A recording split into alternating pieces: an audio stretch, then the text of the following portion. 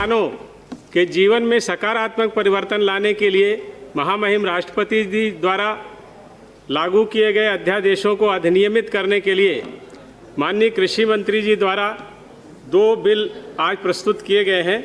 कृषक उपज व्यापार एवं व्यवसाय सरलीकरण व सशक्तिकरण विधेयक 2020 और कृषक सशक्तिकरण और संरक्षण कीमत आश्वासन और कृषि सेवा करार पर विधेयक 2020।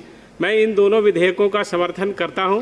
वास्तव में इन विधेयकों का उद्देश्य किसानों के जीवन में सकारात्मक परिवर्तन, उनकी आय को बढ़ाना, कृषि के में बुनियादी ढांचा विकसित करना, एफपीओ का गठन और संवर्धन, कृषि उपज हेतु एक बाजार बनाना, उचित फसल के चुनाव के साथ साथ उच्च मूल्य की प्राप्ति सुनिश्चित करके मध्यस्थों की भूमिका को सीमित करना और बुआई से पहले खरीदार से समझौते करने की अनुमति व संरक्षण हेतु कानूनी ढांचा बनाना था।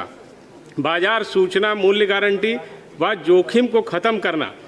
इस तरह से ये अधिनियम किसानों को उच्च आय के साथ बेहतर जीवन गुणवत्ता तथा अपनी फसल का प्रतियोगी मूल्य हासिल करने का अवसर देगा, जो प्रधानमंत्री जी के महत्वाकांक्षी कार्यक्रम आत्मनिर्भर भारत व आत्मनिर्भर कृषि की ओर एक बड़ा कदम होगा।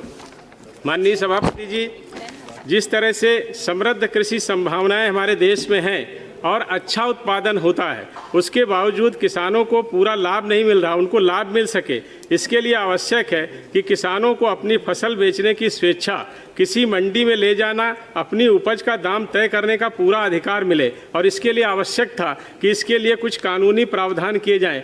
उसी के अंतर्गत ये कानून लाया गया है और यह अधिकार किसानों को मिला है। इसमें सरकार ने पूरी तरह से कृषक सशक्तिकरण और संरक्षण करार अधिनियम में प्रस्तुत किया है, जिससे देश के किसानों की शेष दुनिया के साथ जो किसान हैं उनके साथ बराबरी हो पाएगी। यह कानून किसानों को बुआई से पूर्व फसल तय करने, उच्च गारंटी युक्त मूल्य प्राप्त करने, सूचनाएं ग्रहण करने, खरीदार से समझौता करने व मनचाहा बाजार प्राप्त करने के साथ ही किसी विवाद की स्थिति में भी कानूनी संरक्षण देगा।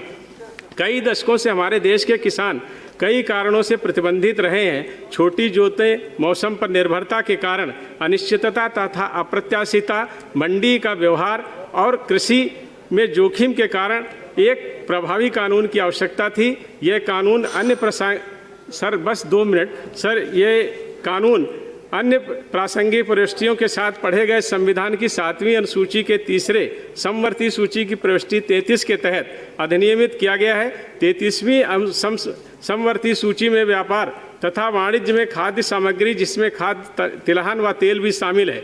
इस कानून द्वारा किसान अपनी फसल जिसका व्यावसायिक उपयोग करने के लिए दूसरे लोग स्वतंत्र थे, परंतु किसान स्वतंत्र नहीं था, उसको भी अधिकार मिला है। आज हमारे बहुत सारे साथियों ने यहाँ पर इस विधेयक का विरोध किया है। उन्होंने 4-5 चीज़ों को लेकर के विरोध किया है। पहली बात तो उन्होंने कही है कि केंद्र सरकार को यह कानून लाने का अधिकार नहीं था।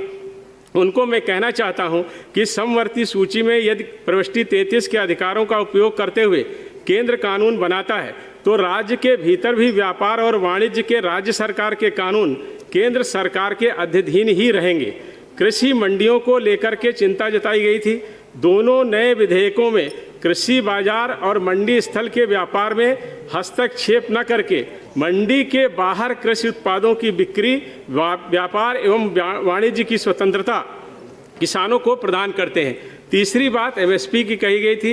एमएसपी के लिए सीधा है, जब हम करार करके मूल्य का निर्धारण करेंगे तो निश्चित रूप से वो एमएसपी से ऊपर होगा। चौथी बात उन्होंने कृषि भूमि को लेकर कही थी, ये बहुत महत्वपूर्ण है। कृषि भूमि व कृषि आय को लेकर जताई गई यह चिंता इस विधेयक में पूर्व प्राप्त किसानों के एक मिनट सर बहुत इंपॉर्टेंट है। पूर्व में प्राप्त